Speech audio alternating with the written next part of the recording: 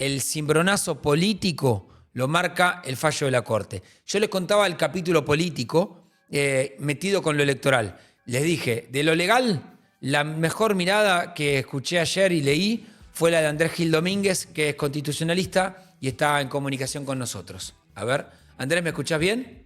Sí, te escucho perfecto. ¿Me Ay, escuchás? muchísimas gracias por estos minutos para ayudarnos a entender esto, ¿eh? Gracias por la invitación. Bueno, a ver, dame tu lectura del fallo de la Corte por las dos provincias, los tiempos, la cuestión de fondo. Los dos fallos de la Sí, Corte tienen una lectura jurídica y una lectura política.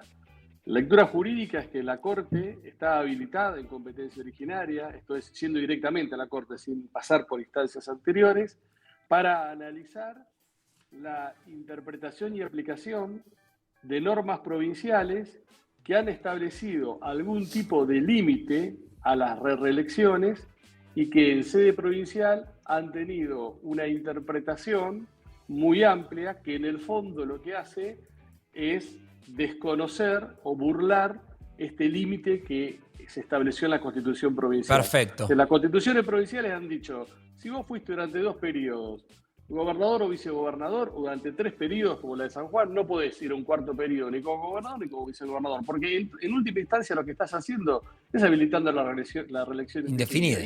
Y eso la Constitución no lo habilita, como sí lo habilitan otras constituciones, como la de Santa Cruz y la de Formosa. Perfecto. Entonces, la Corte Suprema puede, cuando le llegue un caso de estas características, decir, bueno, voy a interpretar la aplicación de una norma local entre varias opciones a la luz del principio republicano. Bien. Y siempre la interpretación tiene que ser la más restrictiva de todas. ¿Qué significa la más restrictiva?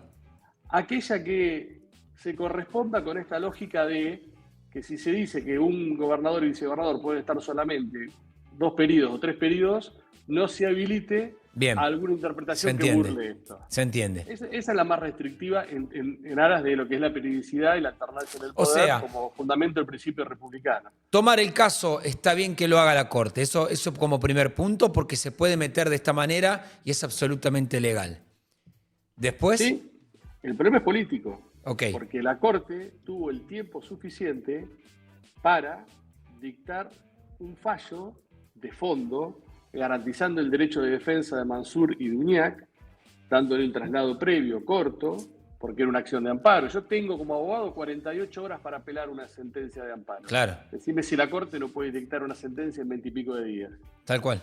Entonces, la Corte hubiera dictado una sentencia de fondo con sólidos argumentos, sin estas medidas cautelares. Los argumentos son muy superficiales, garantizando que las elecciones se hicieran este domingo con Uñac o Mansur habilitados o con quien reemplazaran a un Uñac y Mansur inhabilitados. Porque, perdón, Andrés, la Corte ayer dice, me meto, soy competente, suspendelas, pero no fallo sobre el fondo.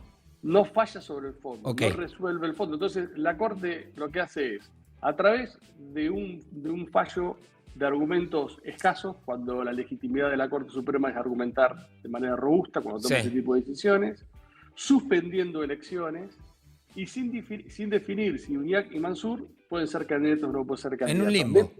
De todas las alternativas que tenía, esta es la peor de todas.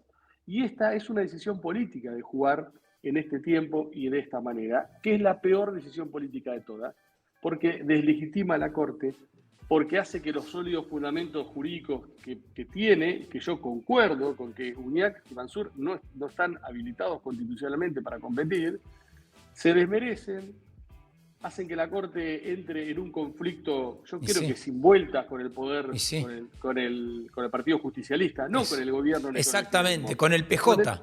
Con el PJ. Con el peronismo. Creo que es una ruptura profunda y definitiva, y una Corte Suprema de Justicia es el árbitro de árbitros. Es el que, a través de su legitimidad argumental, su prudencia política, cuando resuelve algo, por más que no nos guste, lo aceptamos. Cuando juega políticamente de esta manera, bueno, genera ruptura, genera que parte de la oposición se apropie de la Corte, hablando le pusimos... Lo logramos, decía Patricia. Lo logramos. Entonces parece que la Corte es parte de Juntos por el Cambio y no un árbitro de las disputas políticas. Entonces me parece que ahí está el error, y también está el error que no hayan votado los 4. Te hago una última pregunta y te agradezco el tiempo de clarificar esto. Yo decía al principio, son 4 jueces, uno estaba de licencia, el que está en interna con los otros 3, hablando de Lorenzetti, sobre todo lo que es esta dupla Rosencrantz-Rosati. ¿Hay alguna consecuencia de no votar los 4? No. No jurídica, sí política. Exacto. Y fundamentalmente porque en su momento Rosencrantz, cuando tuvo que actuar en el caso de la provincia de Río Negro, él dijo que no era competencia originaria, que no se podía plantear en competencia originaria, sino que tenía que llegar uno salteando las instancias provinciales, y que la red Rever, el TIREC, estaba habilitada. Cambió de opinión. Cambio de opinión, que puede cambiar de opinión, pero cuando un juez cambia de opinión, tiene que fundarlo, tiene que explicarlo. Te hago una última pregunta, más allá de lo legal, tu mirada del escenario como constitucionalista. ¿Una jugada política que tiene que ver con lo que está pasando en el Congreso, del juicio político, o va a otras cuestiones?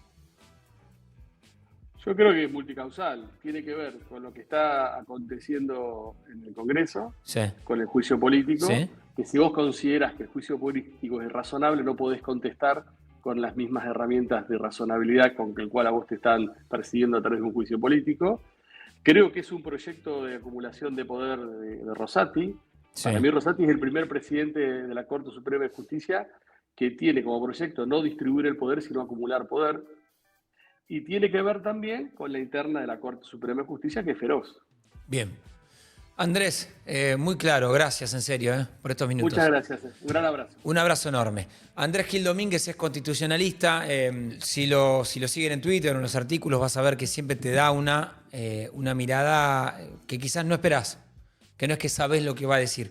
Fíjate lo que marcó, legalmente sí se puede meter, ahora el tiempo y la consecuencia política que esto puede generar es difícil de saber hasta dónde va a ir. Y eso es un problema. Es un problema muy grave.